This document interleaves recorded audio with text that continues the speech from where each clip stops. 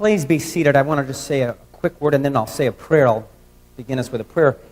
This coming week, Work in Earnest is going to begin. I think we're going to have some sheetrock put in our walls on these two buildings over here. You know that we've looked at kind of like this. I call it having our skirts up in the two buildings across the way. But Work in Earnest, we'll be putting some sheetrock there. We've had electricians and some door framers. We're ready to go. And I realize that there are people here whose homes look like your skirts are up still. And with that in mind, I'd just like to offer a prayer. It's the beginning of a new year, but for some of us, we're still feeling the effects of this past year. So let us pray. O Lord and good Shepherd, for so many people here in Houston whose lives were upended by Harvey, including some of us, we're just trying to get back to some kind of normalcy. Help us to grieve our losses, to move into this new year, knowing that good things are to come. Help us help one another with the endings and the beginnings that are going on in us and around us. And in this season of hope, show us the light of your countenance and give to all the earth the light of your presence. Through Christ we pray. Amen. When Jesus talks of cosmic disasters, the shaking of the heavens, the sun and moon being darkened, he's using the metaphors of his own day, of his own people, and his own culture, drawn from the Old Testament to dramatize the significance of the situation his disciples were facing. And it was a situation he wanted to communicate which is likened to the end of the world.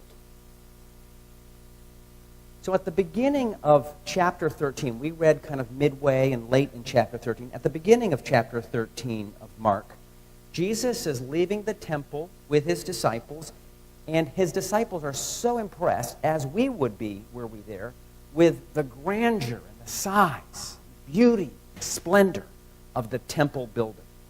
It was built by the Romans as a gesture to the Jews that we're not going to trouble you too much, just be good.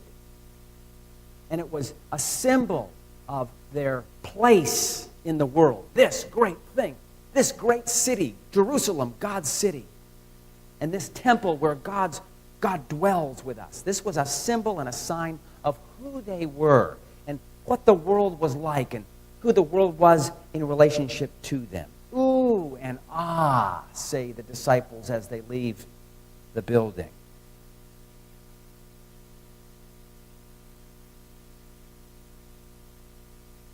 But in his ministry, Jesus, for the past 3 years, he's coming to the end of that now, what he saw, yes, was a glorious temple, but was a deformed Israel.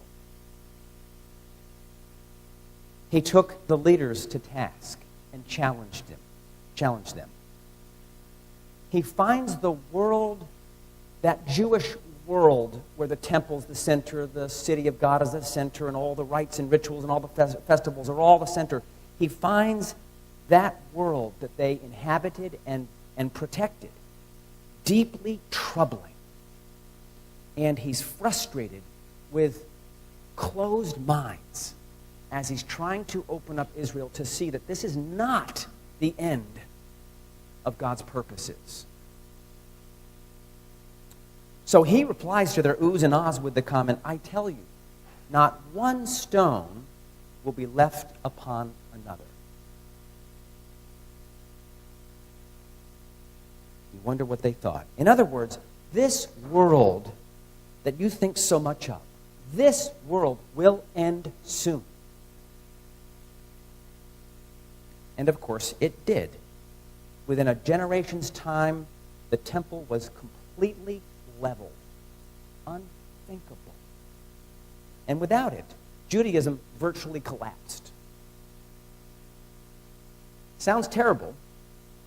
And it was terrible for those people who went through it. It is a very difficult time in history. If people didn't open their minds to what he was saying, they couldn't get on board. and it was terrible for those who resisted, but it paved the way for the church's newly blossoming life. Endings and beginnings all around us. If we were to sum up the readings for the first Sunday in Advent, they are about living with the end of the world in view and living on the brink of something new. Jesus says in dramatic language, the heavens will be shaken. So what can we learn and take away from this very dramatic imagery Jesus gives us? Now realize he's not talking about the physical world when he talks about the world's coming to end. He's talking about their mindset, the way they're thinking about themselves and God and others. So here's a very big and important idea for what's coming in this message this morning. What church leaders have been hearing in these days, today, what church leaders have been hearing for a decade or more, and what people have been feeling in their bones, is that we're living in a similar time. We're on the brink. The church, as we've practiced our faith, as we've known it in our lifetimes, like the temple in Jesus' day, is on the brink of something, on the threshold of something new. People who study trends say that the church we've all known is not going to survive another generation. The numbers have been in free fall for a couple decades more in Europe. And despite efforts to stem this, the trends show that whatever we've been doing for 75 or so years won't reverse it. More of the same won't change it, even if we do it well, even if we do it better than we've ever done it. And this isn't just a PR problem. Our ways have ceased to capture the imagination and energy of our neighbors who are not in any church on any Sunday. One writer says it like this, quote, "If we look beyond the immediate borders of our localities, we cannot avoid the fact that there is a clear, alarming pattern. Whether it is right in the forefront of our consciousness or not, most of our church life in the West is about survival, and that is not what we're here for."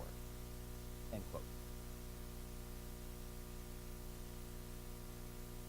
Now, if you're like most people, when we first hear something like this, it sounds like really bad news.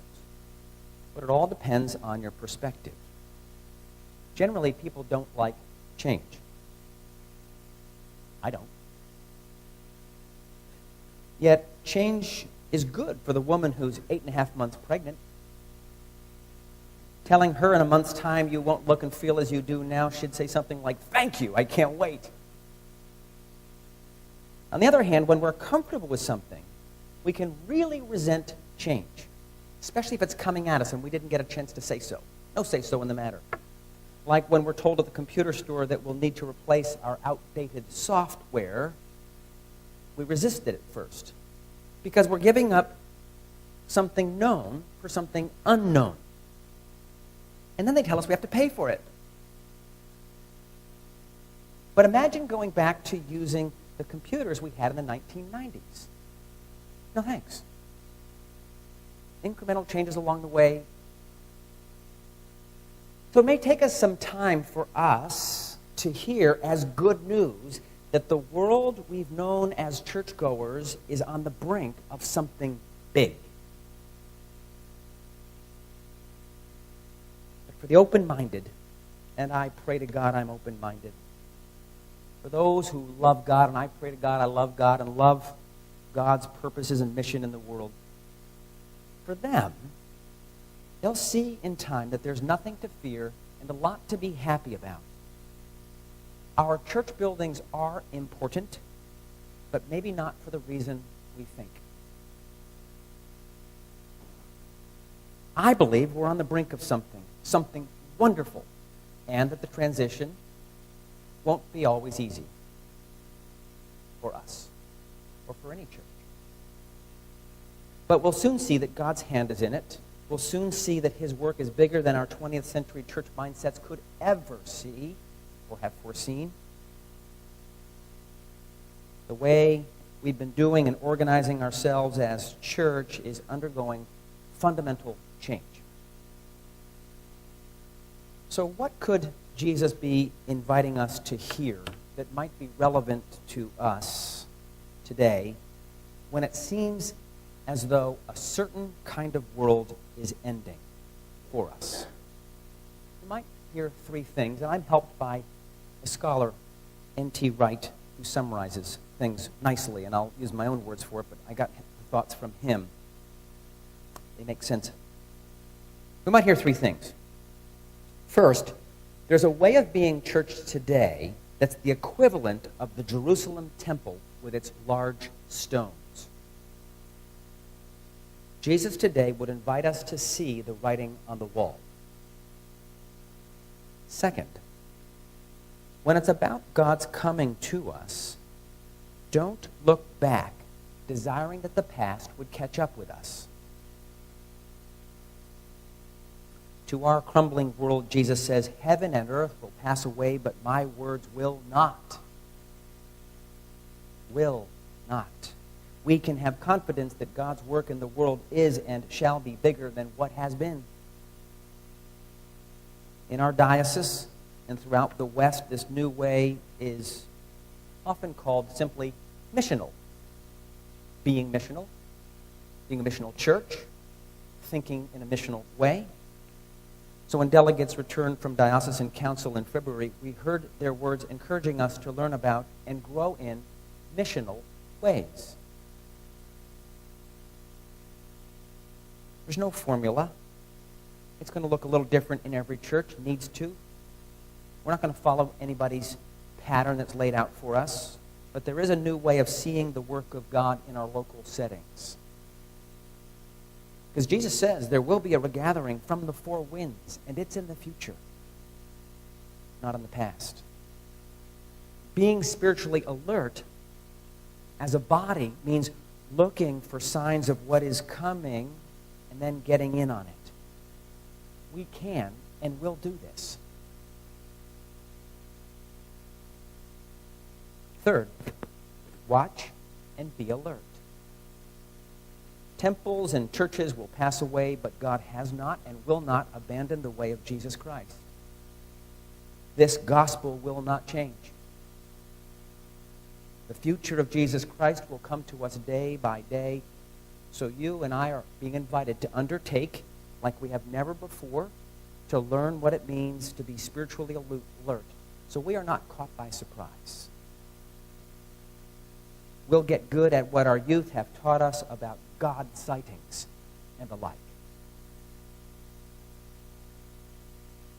With these three things in mind, I hope you see, or will come to see, I hope we can embrace together in this time and place we're in today, very much like Israel in Jesus' day, and we'll hear these unsettling words of being on the brink as not bad things. Being on the brink is not a bad thing. It's just your perspective. It's just our perspective that we bring to that. Something good is coming. We don't know exactly what it looks like, but we know what signs of it look like. You and I are we are here to give ourselves away in the mission of God and to pray with the psalmist.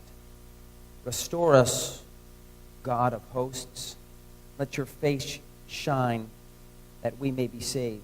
Not from the brink, but for the other side where the new world is dawning upon us. If it helps, this brink is a bit like the crucifixion of Jesus and the day after. For that period of time, the future to the disciples seemed completely lost. Their last 3 years, a complete waste of time. The present seems absurd. What do we do now? We're lost. But then something happens. God does a mighty act, and a picture of the future with new possibilities nobody ever imagined comes into view as the resurrected Jesus comes to them and gives them new life.